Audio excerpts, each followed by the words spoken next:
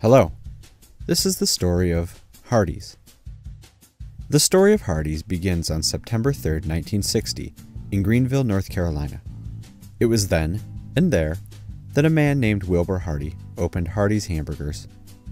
It's sometimes stated that this was his first restaurant, though in reality, he'd opened a few before, including one named Silo. It was only after the first McDonald's moved in nearby that Hardee had the idea for what would eventually become Hardee's.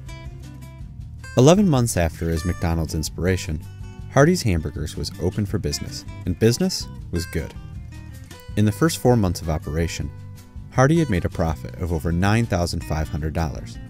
Not too bad for a time when hamburgers went for 15 cents each. Flush with his success, Wilber Hardee began forming plans to expand his new business. He was introduced to Leonard Rawls, an accountant in his late 20s, and Jim Gardner, son of a prominent dairy owner in Rocky Mount, North Carolina. The three men believed Hardee's could be expanded into a major chain by selling franchises, and that they could become rich from it. Wilber Hardee was thrilled by the prospect, and he entered into a handshake agreement to incorporate Hardee's drive-ins with his two new partners. The following year, in May 1961, the second Hardee's opened in Rocky Mount, this one run by Rawls and Gardner, and also quickly became a success. However, things soon deteriorated between Hardee, Rawls, and Gardner. Hardee found he had lost controlling interest in the company. Accounts vary as to how this happened, including losing control of the company in a poker game, to a wild night of drinking leading to signing away the company in a lawyer's office late one night.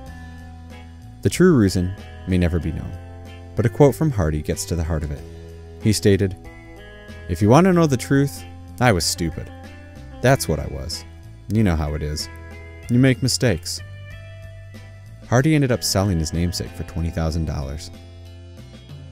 Rawls and Gardner sold their first franchises to a small group of longtime friends and acquaintances who formed their own companies and over time built hundreds more franchise locations. Hardee's Food Systems went public in 1963, with Rawls as president. Gardner, who was vice president of the company, had political ambitions and left the company in 1966 when he was elected to the United States House of Representatives. At the end of the 1960s, the corporation operated nearly 200 restaurants in the Midwest and Southwestern U.S., as well as its first international locations in Germany. Hardee's purchased Sandy's in the early 70s, with the last of the restaurants converting to Hardee's by 1979. Another acquisition occurred in the late 1970s, when Hardee's purchased the Utah-based burger chain Dee's Drive-In. During the mid to late 1970s, Hardee saw rapid chain growth and high profits due to its two key sandwiches, the Big Twin and the Big Deluxe.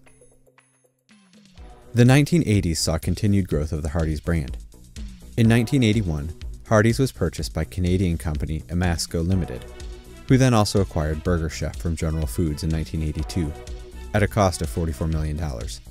New parent company Amasco then converted many of the Burger Chef locations into Hardee's. Acquisitions continued through the 1990s, with Hardee's acquiring Roy Rogers restaurants, and culminating with the acquisition of Amasco and the Hardee's chain by CKE Restaurants Holdings for the sum of $327 million. CKE Restaurants Holdings, which stands for Carl Karcher Enterprises, is the parent company of Carl's Jr., which is why the two restaurant brands have so many similarities, but that's a story for another time. As of March 2016, CKE held over 3,600 Hardee's franchises operating in 44 states and 37 foreign countries. And what happened to Wilber Hardee, the man who started it all? Well, after selling his remaining stake in his namesake, Wilber Hardee went back to doing what he did best, opening restaurants. He opened a chain of food stands named Little Mint, and when the stock went public, he made over $2 million. Over the next 15 years, Hardee had his ups and downs, selling off one franchise, starting another, and often living lavishly. He lost his first wife of 35 years, but later remarried a deeply religious woman with whom he eventually started a ministry. Wilber Hardee eventually died on June 20, 2008 from a heart attack, just 2 months shy of his 90th birthday. Over the years, much like its namesake, Hardee's has had its share of ups and downs. though the chain has since been eclipsed by other brands such as Burger King and KFC, and has declined in popularity from its position as the fourth largest fast food franchise during the 1980s. It nonetheless still enjoys strong popularity across the South and Midwest United States. Thank you for taking the time to watch this brief history of Hardee's. Hopefully, you enjoyed the video. If so, please like and subscribe.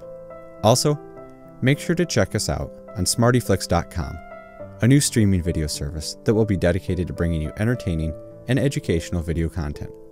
Sign up to be notified when the service launches at Smartyflix.com.